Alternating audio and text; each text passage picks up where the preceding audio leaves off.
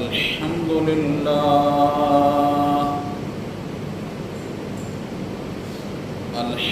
لله وكفى والصلاة والسلام على سيد الرسل وخاتم الأنبياء وعلى آله وصحبه وبارك وسلم،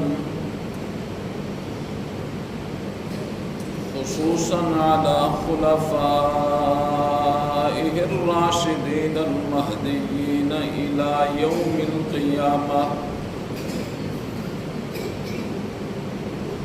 أما بعد فأعوذ بالله من الشيطان الرجيم. بسم الله الرحمن الرحيم.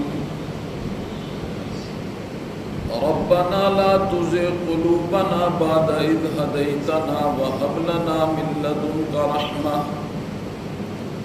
إنك أنت الوهاب.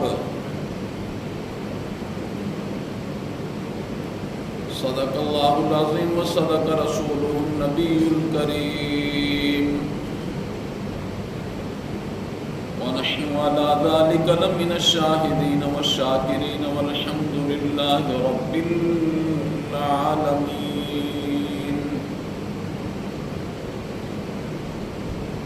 اللهم صل على محمد وعلى آل محمد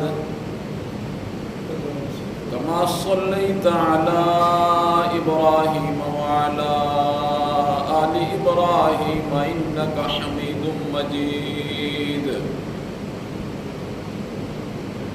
اللهم بارك على محمد وعلى آل محمد كما باركت على إبراهيم وعلى آل إبراهيم إنك حميد مجيد.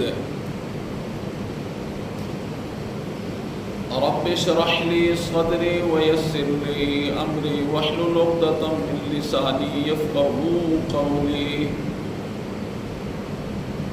رب زدني علما رب زدني علما رب زدني علما.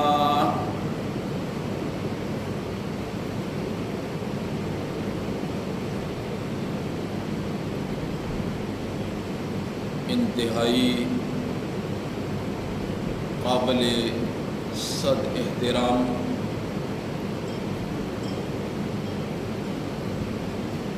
بزرگوں، دوستوں اور غیور نوجوان ساتھیوں، قرآن مجید فرقان حمید سورہ آل عمران کی ایک آیت تلاوت کی ہے. اللہ کی بارگاہ میں دعا ہے اللہ رب العزت کما حقہ اس آیت کی روشنی میں گفتگو کرنے کی توفیق نصیب فرمائے. وبعدہ ہم سب کو قرآن و سنت کی روشنی میں زندگی بسر کرنے کی توفیق نصیب فرمائے.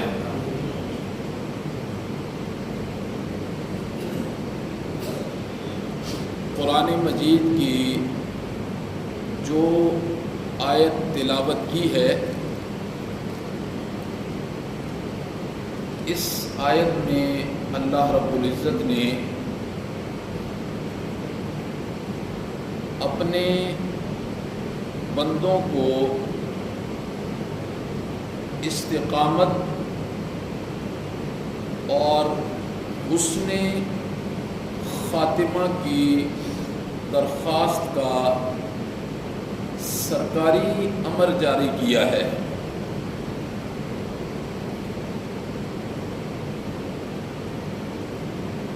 خالق و مالک نے اپنی طرف سے سرکاری مضمون اس میں اتارا ہے اس کی قبولیت یقینی ہے، شک و شبے کی گنجائش بھی نہیں ہے۔ اللہ رب العزت نے خطاب صرف دعوی ایمان والوں سے کیا ہے، اور اللہ نے فرمایا کہ میرے دربار پر یہ دعا مجھ سے کرتے رہنا ہے،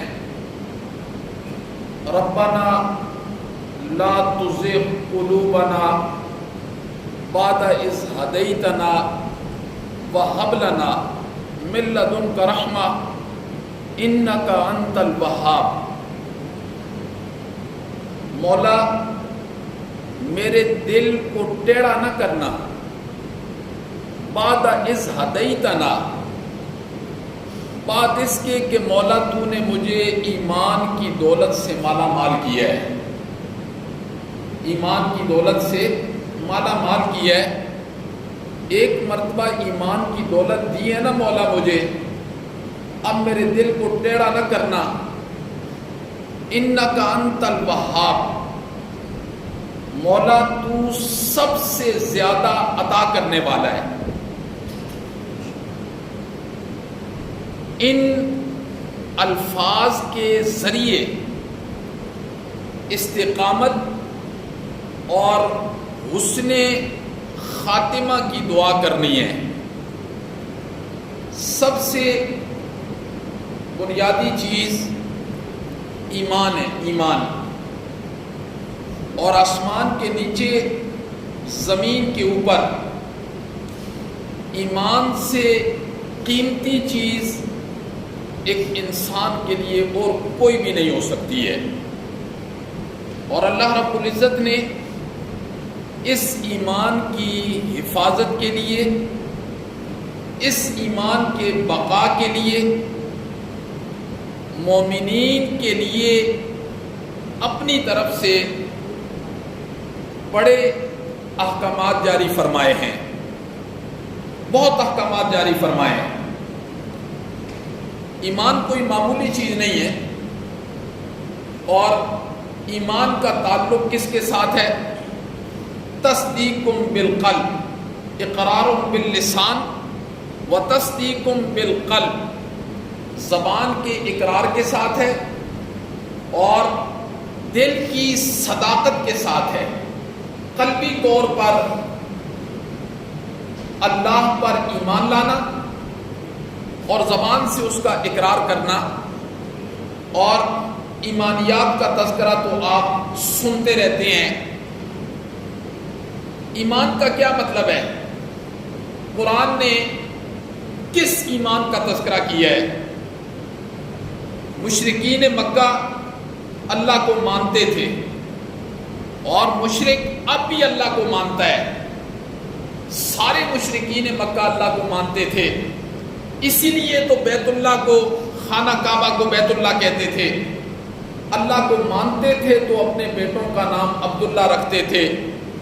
اللہ کو مانتے تھے تو لبیک اللہم لبیک کے نعرے مشرکین مکہ لگاتے تھے۔ حج کے دوران یہی تلبیہ پڑھتے تھے جو ہم پڑھتے ہیں۔ اللہ کو تو اللہ مشرک بھی مانتا ہے، یہودی بھی مانتا ہے، عیسائی بھی مانتا ہے۔ امام الانبیاء کیا منوانا چاہتے تھے لوگوں سے؟ امام الانبیاء کس چیز کی دعوت دے رہے تھے؟ اللہ کو تو وہ مانتے تھے۔ امام الانبیاء کو جب اللہ نے نبوت کی ذمہ داری سونپی تو امام الانبیاء نے آ کر مشرکین مکہ کو یہ کہا کہ اللہ کو پہلے الہ ماننا ہے، پھر اللہ ماننا ہے، اور کلمے میں بھی ہم نے اللہ سے یہی عہد کیا ہے، لا الہ الا اللہ، مولا تجھے ہم الہ مانیں گے پہلے، پھر ہم تجھے اللہ مانیں گے۔ امام الانبیاء نے آ کر مشرکین مکہ کے سامنے اس چیز کو رکھا کہ اللہ کو پہلے الہ ماننا ہے پھر اللہ ماننا ہے. لا الہ، کوئی الہ نہیں ہے الا اللہ، مگر اللہ. کیا مطلب؟ مشرکین مکہ اللہ کو اللہ تو مانتے تھے پر اللہ کو الہ نہیں مانتے تھے. اس لیے مشرکین مکہ کے دل میں ایمان نے قرار نہیں پکڑا، انکار کیا. امام الانبیاء آئے اور امام الانبیاء نے ارشاد فرمایا اللہ کو پہلے الہ ماننا ہے، الہ.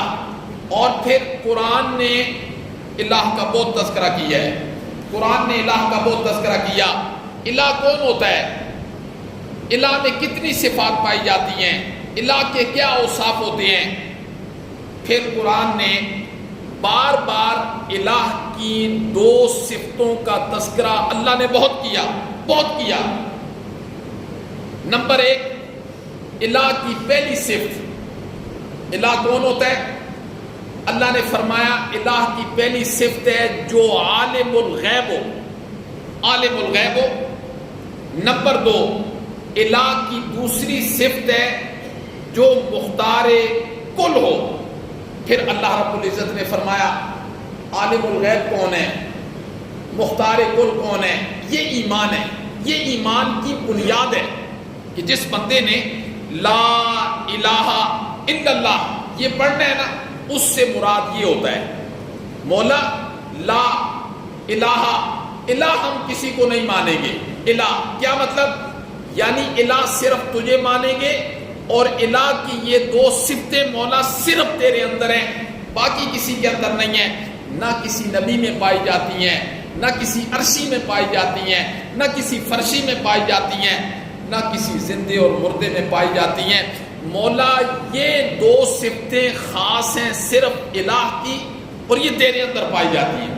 اب جب انسان کو الہ کے معنی کا پتہ چل گیا کہ اللہ رب العزت کی ذات کے علاوہ کوئی عالم الغیب نہیں ہو سکتا اور اللہ رب العزت کی ذات کے علاوہ کوئی مختار کل بھی نہیں ہو سکتا، جس بندے کے دل و دماغ میں اللہ کی ذات کے متعلق یہ چیز رچ اور بس گئی، سمجھو کہ اس کے قلب کے اندر ایمان آ گیا. اور اگر الہ کی ان دو صفتوں کا اسے پتہ نہیں ہے اور الہ کی ان دو صفتوں کے بارے میں اس نے کبھی توجہ بھی نہیں کی ہے، یہی بات ہے نا کہ وہ اللہ کو بھی عالم الغیب مانتا ہے، پھر اللہ کی مخلوق کو بھی مانتا ہے، پھر وہ اللہ کو بھی مختار کل مانتا ہے، پھر اللہ کی مخلوق کے اندر بھی اختیار تصور کرتا ہے. اللہ نے فرمایا وَلَا يُحِيطُونَ بِشَيْءٍ مِّنْ عِلْمِهِ، اللہ کے علموں کا کوئی احاطہ کر سکتا ہی نہیں ہے. اللہ کے علوم کا علم غیب کسے کہتے ہیں؟ علم غیب کا کیا مطلب ہے؟ علم غیب کا مطلب یہ ہے کہ اس زمین میں ریت کے کتنے ذرے ہیں، یہ علم غیب ہے. ریت کے کتنے ذرے ہیں، کتنی ریت ہے، تعداد کتنی ہے، سمندر کتنے ہیں، ندیاں کتنی ہیں، نالے کتنے ہیں، انسان کتنے ہیں، ان کے جسم پر ایک ایک انسان کے جسم پر پیدا ہونے والے بالوں کی تعداد کتنی ہے، اسے علم غیب کہا جاتا ہے. اسے علم غیب، اور یہ ایمانیات کی بنیاد ہے، الہ کی بنیاد ہے. اس کا تذکرہ تو قرآن نے بہت کیا، بار بار کیا. لا الہ، اللہ کی ذات کے علاوہ کوئی الہ نہیں ہے. تو الہ کون ہوتا ہے؟ الہ وہ ہوتا ہے جس میں دو صفتیں پائی جاتی ہیں.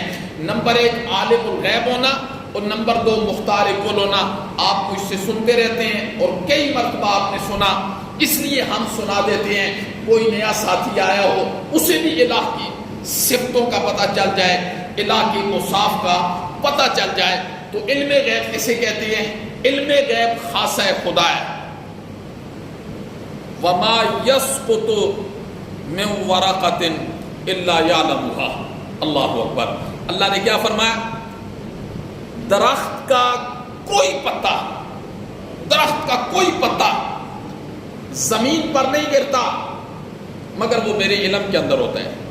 اللہ اکبر.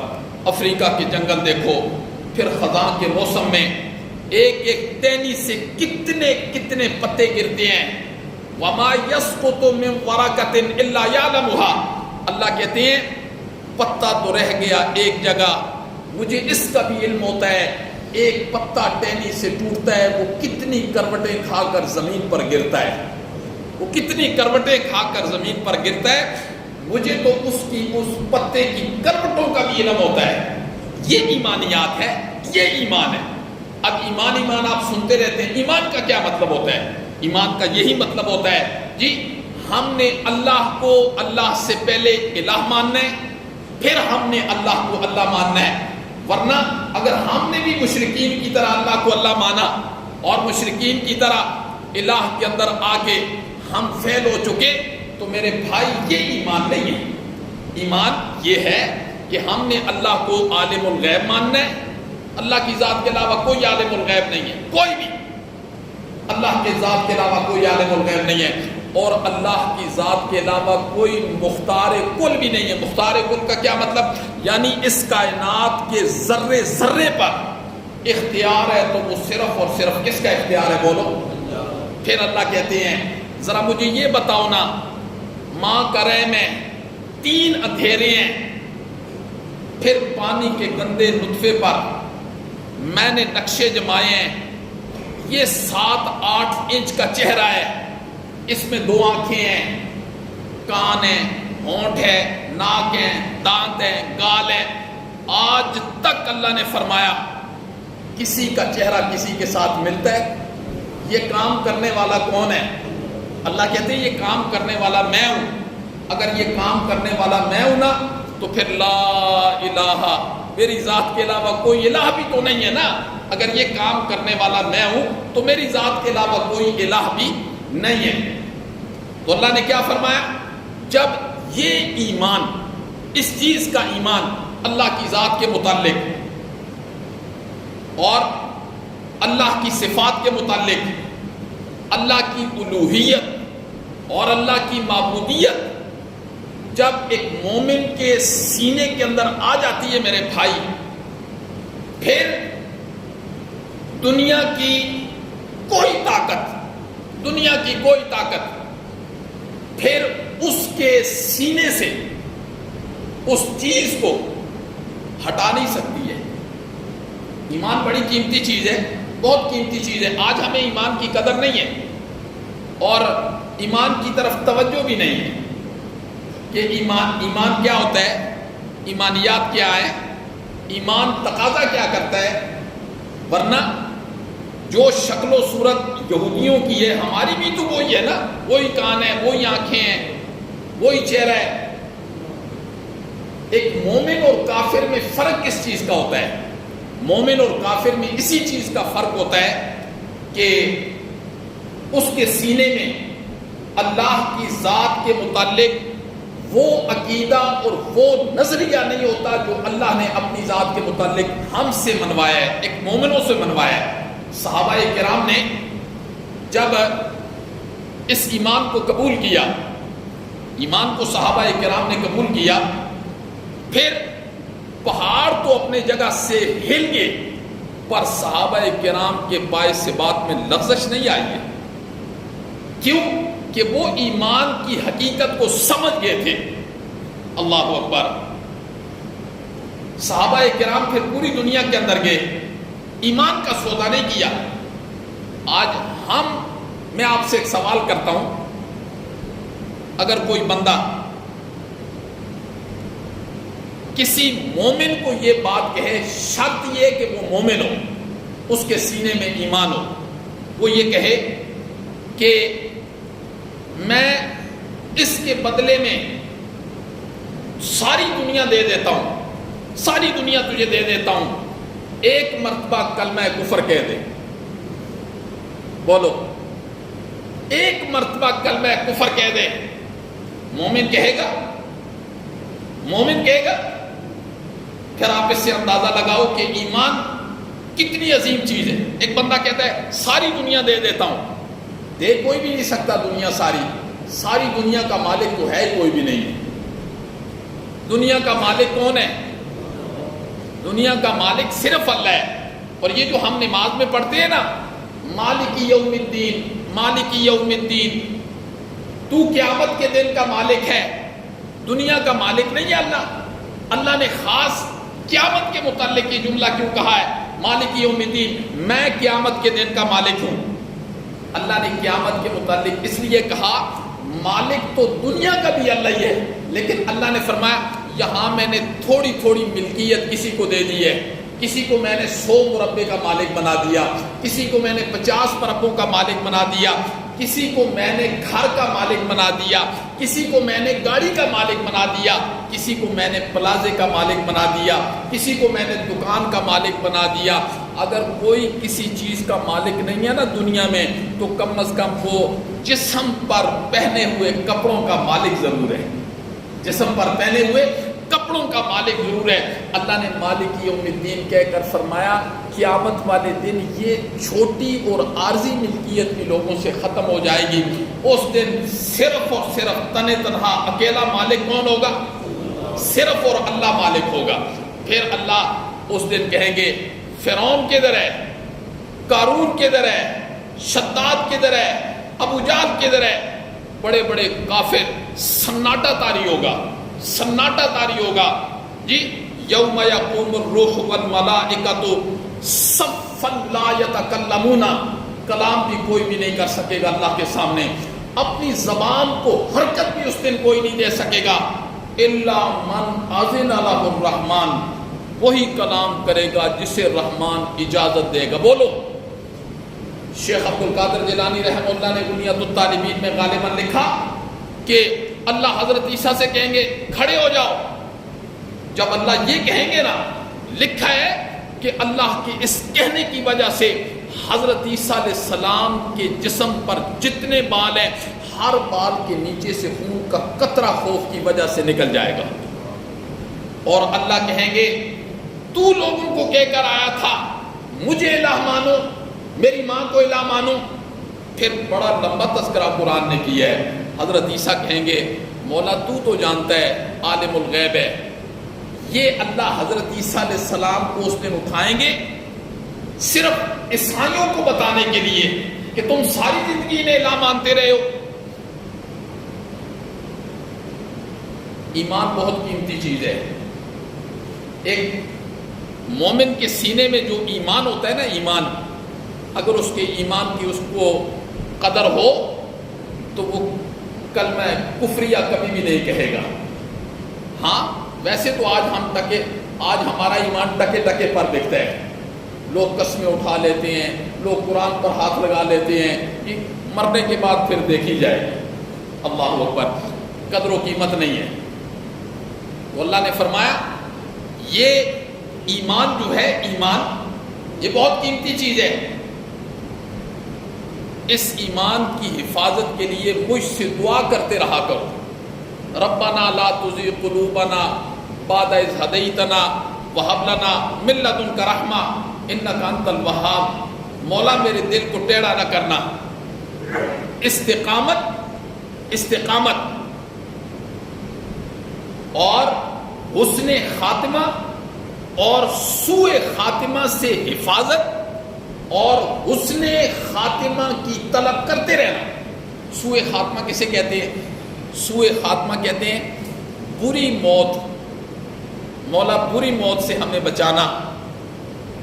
سوء خاتمہ بری موت سے ہمیں بچانا، اور ہمیشہ اللہ سے یہ دعا کرنی ہے۔ یہ اللہ نے خود ہمیں بتلایا ہے کہ مجھ سے یہ دعا کرنی ہے، مولا بری موت سے بچانا، بری موت سے بچانا، اور یہ دعا کرنی ہے مولا حسن خاتمہ نصیب فرمانا۔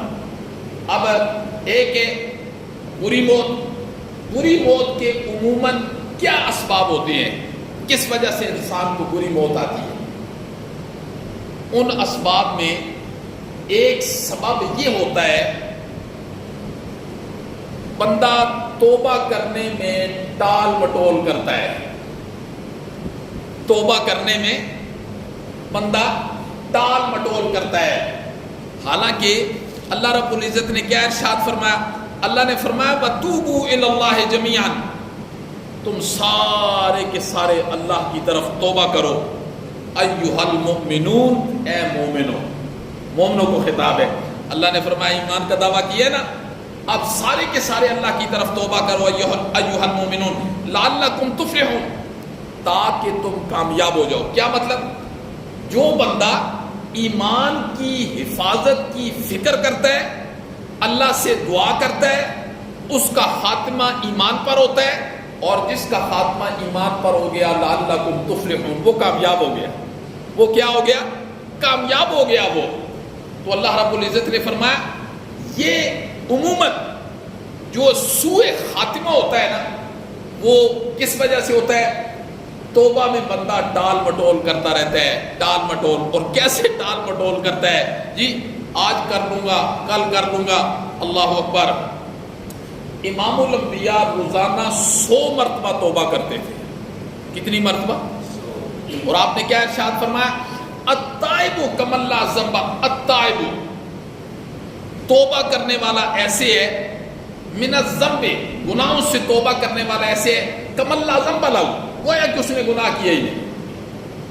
اللہ کے ہاں جو بندہ توبہ کرتا ہے وہ ایسے تصور کیا جاتا ہے جیسے بالکل پاک اور صاف ہو جاتا ہے۔ تو اللہ نے فرمایا سارے مومنوں تم اللہ کی طرف توبہ کرو تاکہ تم کامیاب ہو جاؤ۔ اور سوء خاتمہ، برے خاتمے کے اسباب میں پہلا سبب یہ ہے توبہ میں ٹال مٹول کرنا۔ اور ٹال مٹول اس سے کون کرواتا ہے؟ قرآن کیا کہتا ہے؟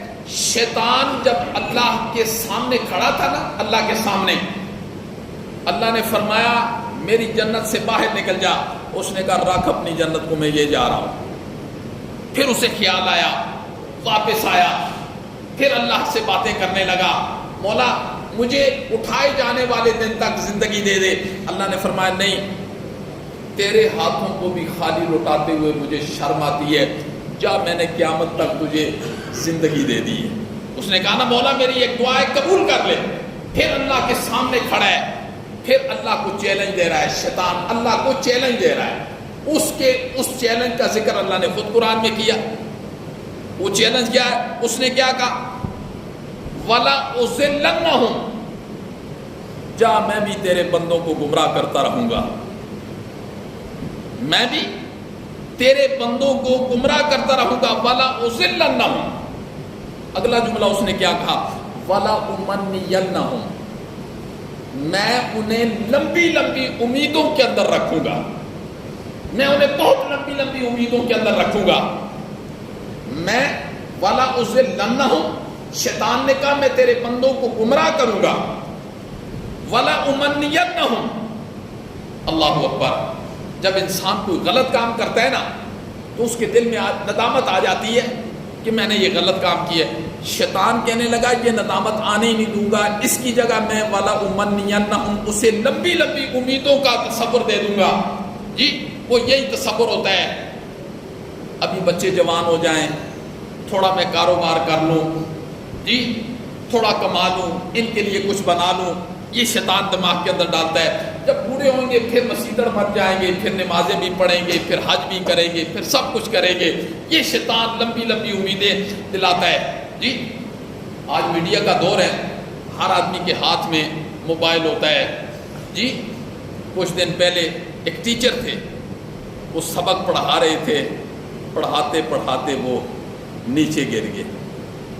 جی روزانہ کوئی اداکار جا رہا ہے، کوئی فنکار جا رہا ہے، کوئی کھلاڑی جا رہا ہے، کوئی استاد جا رہا ہے، ہر شعبے والوں کو اللہ بتا رہے ہیں کہ وقت بہت کم ہے، اس لیے شیطان کی طرف نہ جانا۔ شیطان نے تو تمہیں بڑی بڑی امیدوں کے ساتھ رکھنا ہے، اور جب انسان ان امیدوں میں پڑ جاتا ہے شیطان والی، جب وہ رخصت ہوتا ہے نا پھر شیطان سلام کرتا ہے کہ میرا کام ہو گیا پورا، اب تو جان اور آخرت جا لے۔ تو سوء خاتمہ کا جو سب سے بڑا سبب ہے نا وہ کیا ہے؟ توبہ میں ٹال مٹول کرنی۔ انسان ہے نا، خلق الانسان ضعیفا، انسان کمزور ہے، اس لیے میرے بھائی جب گناہ ہو جائے نا انسان اللہ سے توبہ کر لے، مولا مجھے معاف کر دے، مولا مجھے معاف کر دے، مولا میں نے گناہ کر لیا۔ حدیث کے اندر آتا ہے جب بندہ یہ جملے کہتا ہے سبحانکا انی ظلمت نفسی فاغفر لی فإنہ لا یغفر الذنوب الا انت، حدیث کے اندر آتا ہے امام الانبیاء نے ارشاد فرمایا ایک مومن بندہ جب اللہ کے سامنے یہ جملے پڑھتا ہے نا، سبحانکا، مولا تیری ذات پاک ہے، مولا تیری ذات پاک ہے، اللہ کی طرف پاکی کی نسبت ہو تو کیا معنی ہوتا ہے؟ یہ کپڑا پاک ہے، یہ جگہ پاک ہے، یہ مصلی پاک ہے۔ جب پاکی کی نسبت اللہ کی طرف ہوتی ہے تو کیا مطلب ہوتا ہے؟ جب پاکی کی نسبت اللہ کی طرف ہوتی ہے تو معنی ہوتا ہے مولا تو شریکوں سے پاک ہے، مولا تو شریکوں سے پاک ہے، مولا تیرا کوئی شریک نہیں ہے۔ قل هو اللہ احد اللہ الصمد لم یلد ولم یولد ولم یکن لہ کفوا احد، مولا تیرے برابر کوئی بھی نہیں ہے، تو خالق ہے، خالق۔ حدیث کے اندر آتا ہے جو گناہگار اللہ کے سامنے یہ جملے کہہ دیتا ہے سبحانکا انی ظلمت نفسی، مولا تیری ذات پاک ہے، میں زنا کر کے اپنی جان پر ظلم کر بیٹھا، میں سود کھا کے اپنی جان پر ظلم کر بیٹھا، مولا میں جوا کھیل کے اپنی جان پر ظلم کر بیٹھا، انی ظلمت نفسی فاغفر لی، مولا مجھے معاف کر دے، مولا مجھے معاف کر دے۔ انہ لا یغفر الذنوب الا انت، مولا میرا عقیدہ ہے گناہوں کو معاف کرنے والا تیری ذات کے علاوہ اور کوئی بھی نہیں، تیری ذات کے علاوہ اور کوئی بھی نہیں ہے، تیری ذات کے علاوہ اور ہو ہی کون سکتا ہے مولا؟ جو خود گناہگار ہو وہ دوسروں کے گناہوں کو کیا معاف کرے گا؟ جو خود گناہگار ہے وہ دوسروں کے گناہوں کو کیا معاف کرے گا؟ انسانوں میں صرف اور صرف انبیاء کا طبقہ ہے، صرف انبیاء کا طبقہ ہے جو پیدائش سے لے کر وفات تک معصوم ہوتے ہیں، گناہ ہو ہی نہیں سکتا ان سے جی، اور اللہ انبیاء کے قریب گناہوں کو آنے بھی نہیں دیتا۔ اللہ گناہوں سے کہتا ہے کہ میرے نبیوں سے پیچھے ہٹ جاؤ، یہ اللہ گناہوں سے کہتا ہے۔ اور صحابہ مغفور ہوتے ہیں، مغفور، مغفور کا کیا مطلب ہے؟ اگر صحابہ سے غلطیاں ہو گئی ہیں نا، اللہ نے فرمایا میں نے معاف کر دیا ہے، میں نے معاف کر دیا ہے، چاہے وہ قرآن نے خود کہا فتح مکہ سے پہلے ہیں یا فتح مکہ کے بعد ہیں، اللہ نے فرمایا میں نے سب کو معاف کر دیا ہے، میں نے سب کو معاف کر دیا ہے۔ صحابہ نے جن کا نقصان اگر کیا تھا نا، وہ اللہ کے دین کا تھا یا امام الانبیاء کا تھا، انہوں نے تو معاف کر دیا۔ ہمارا تو صحابہ نے کوئی نقصان بھی نہیں کیا ہے لیکن ہم پھر بھی معاف کرنے کے لیے تیار نہیں ہیں۔ ہمارا تو صحابہ نے کوئی نقصان بھی نہیں کیا، جن کا اگر کیا تھا انہوں نے تو معاف کر دیا۔ تو یاد رکھنا اس دھرتی پر انبیاء کی جماعت معصوم ہے، صحابہ کی جماعت مغفور ہے، اللہ نے معاف کر دیا سب کو۔ اللہ اکبر۔ اس کے علاوہ ہر بندہ گناہگار ہے، ہر بندہ گناہگار ہے، خطا کار ہے، سیاکار ہے جی۔ اور جب گناہگار بندہ اللہ کے دربار میں کھڑے ہو کر کہتا ہے سبحانکا انی ظلمت نفسی فاغفر لی فإنہ لا یغفر الذنوب الا انت، مولا میرے گناہوں کو معاف کرے گا تو صرف اور صرف تو ہی معاف کرے گا۔ کیوں؟ مولا تو ہی میرے گناہوں کو جاننے والا ہے، تو ہی میرے گناہوں کو جاننے والا ہے۔ اللہ کون ہے؟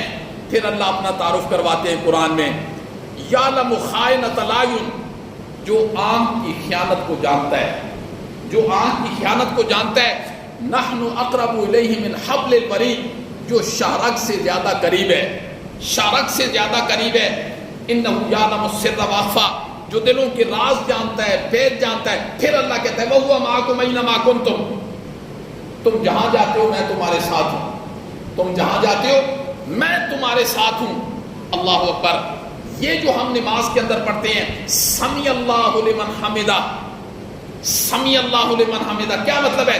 اس کا مطلب یہ ہوتا ہے سن لی اللہ نے اس بندے کی پکار، اس بندے کی آواز جس نے اللہ کی تعریف کی ہے۔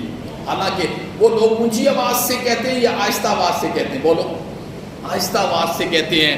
انہو یعلم السر واخفی، مولا تو ہی ہے جو دلوں کے رازوں کو جانتا ہے۔ یہ قرآن ایک مومن بندے کو نظریہ دے رہا ہوتا ہے، عقیدہ دے رہا ہوتا ہے اپنی ذات کے متعلق کہ جتنے گناہگار بھی ہو کوئی بات نہیں ہے، غرغرے کی کیفیت سے پہلے میرے دروازے پر آؤ، دستک دو۔ اجیب دعوت الداع اذا دعانی واذا سالک عبادی فانی قریب۔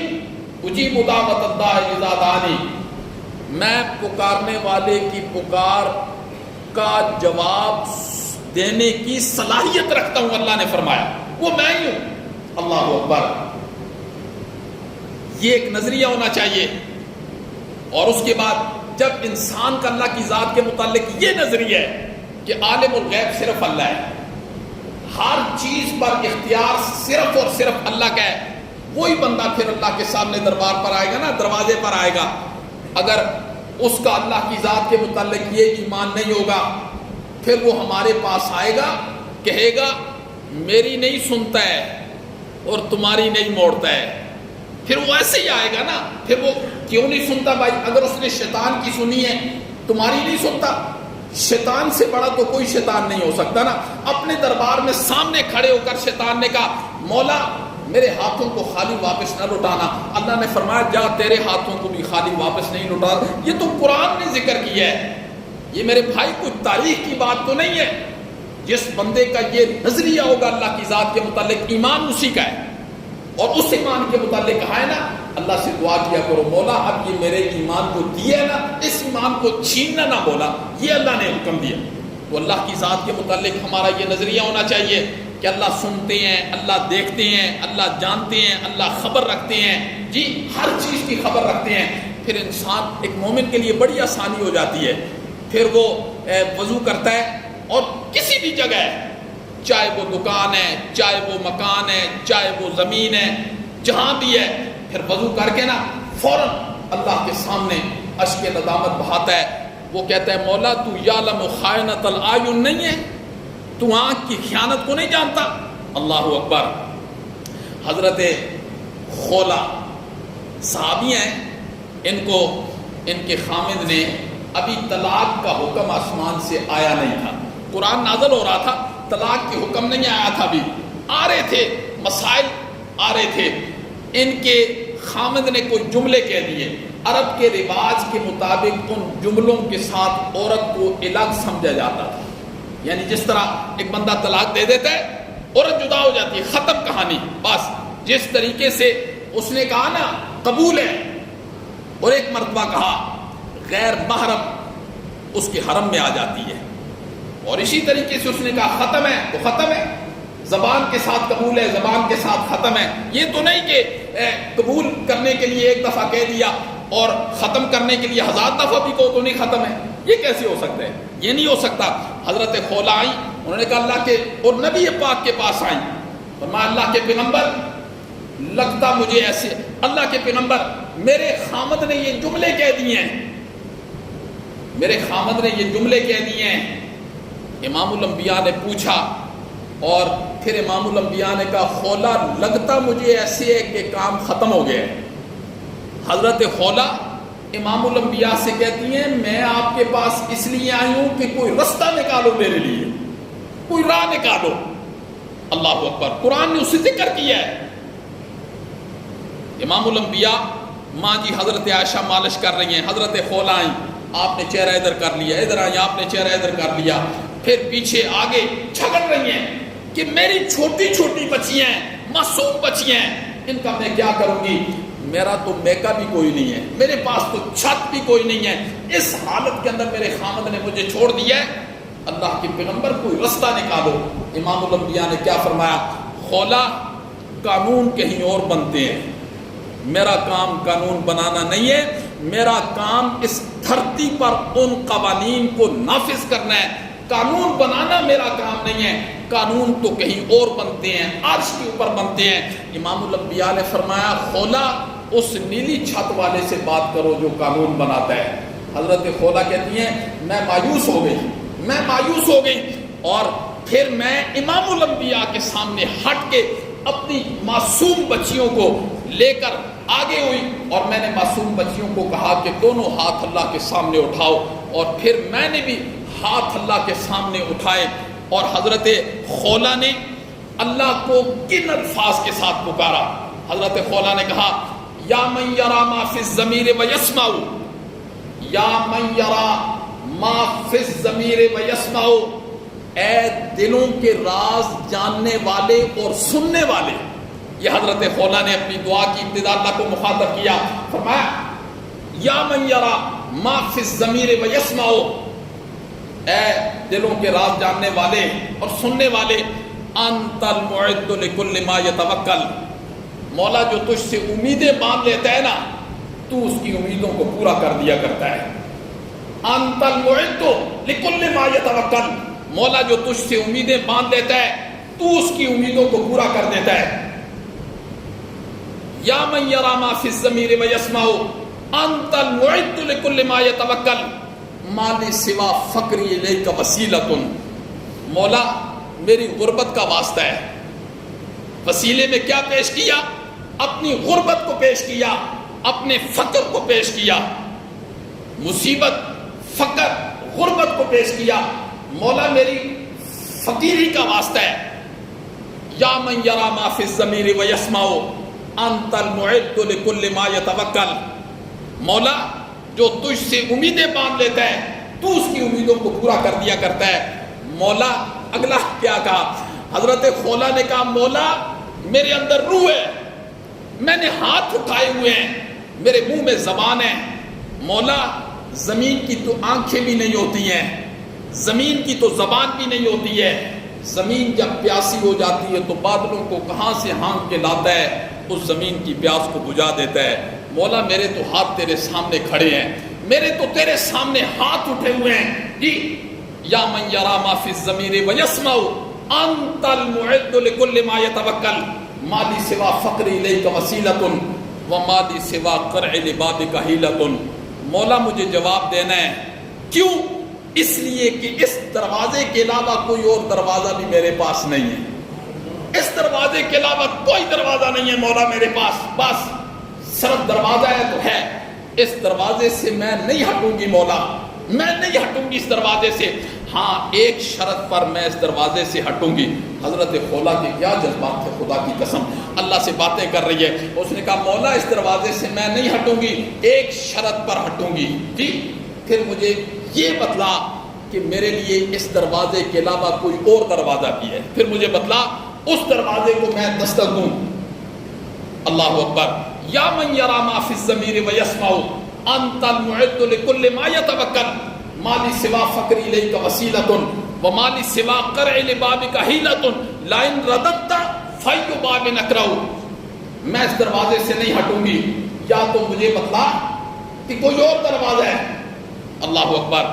جب حضرت خولا نے یہ جملے کہے نا، حضرت عائشہ فرماتی ہیں امام الانبیاء پر جو وحی کی کیفیت ہوتی تھی نا، شدید سردی بھی ہوتی تھی، آپ کے جسم پر پسینہ آ جاتا تھا، اگر سواری پر ہوتے نا، اگر کسی سواری پر وحی آ جاتی تو آپ نیچے اتر جایا کرتے تھے، اس لیے کہ ایسے محسوس ہوتا تھا جیسے سواری کی ٹانگیں چور چور ہو جائیں گی، وحی کا اتنا ثقل ہوتا تھا، اتنا بوجھ ہوتا تھا۔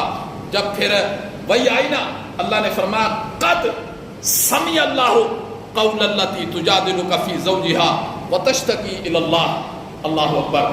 اللہ نے حضرت خولا کا جواب دیا، اور 28واں پارہ بالکل پہلی سطر ہے، اللہ نے فرمایا قد سمع اللہ، مجھے عالم الغیب ہونے کی قسم ہے، اللہ کہتے ہیں مجھے مختار کل ہونے کی قسم ہے، میں نے خولا کی بات سن لی ہے۔ قد سمع اللہ قول التی تجادلک، وہ آپ سے جھگڑ رہی تھی اپنے میاں کے بارے میں، آگے پھر مسائل آئے، لیکن اللہ نے بات سنی کہ نہ سنی؟ اس لیے میرے بھائی، جو اللہ رب العزت نے سینے کے اندر ایمان دیا ہے، اور کوئی مومن جس کے سینے میں ایمان ہے، وہ ساری دنیا کے بدلے میں بھی کلمہ کفر کہنے کے لیے تیار نہیں ہوتا ہے، کلمہ کفر نہیں کہے گا، وہ کہے گا میری جان کے ٹوٹے ٹوٹے کر دو پر میں کلمہ کفر، لیکن جس کے سینے میں ایمان کی اہمیت نہیں ہوگی، وہ تو 1 روپے پر بھی ایمان کو بیچ دے گا جیسے آج ہم. اس لیے کہنے کا مطلب یہ ہے اپنے ایمان کی قدر کرو. انشاءاللہ زندگی رہی تو پھر اس پر گفتگو کریں گے. اللہ عمل کی توفیق نصیب.